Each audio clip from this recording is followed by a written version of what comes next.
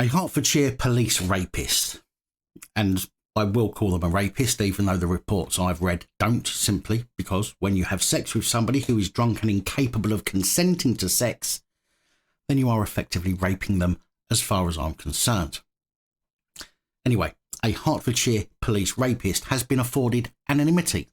even though he has been found by a misconduct panel to have had premeditated sex with a vulnerable drunk woman.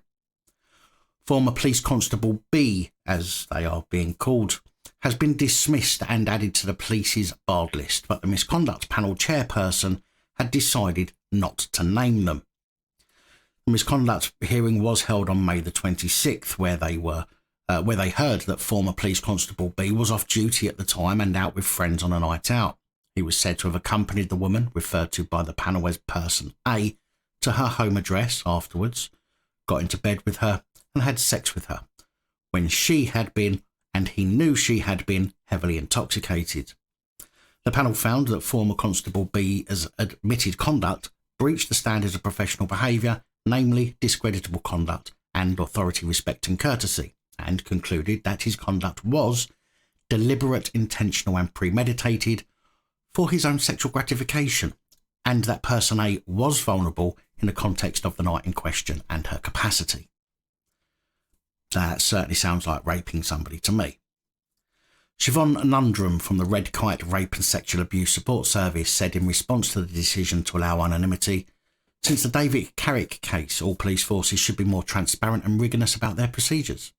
and this should include naming police officers who have been dismissed in this manner.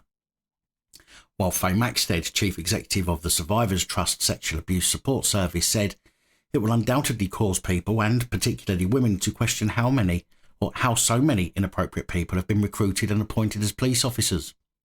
There needs to be drastic change in recruitment, vetting and ongoing supervision to make sure that anyone with exploitative behaviour or attitudes or displaying any misogyny is weeded out.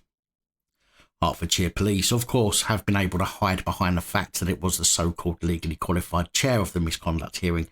that made the determination not to name the person, not the force itself. But I wonder how many rapists in the general public would have been allowed to remain anonymous themselves, having their name stricken from records and prohibited from being reported on. I'm sure that the public's interest and safety at large is far more important than the well-being of a rapist. But I guess this is where we still believe that we mean anything to the powers that be, when clearly they care not about the safety of the general public.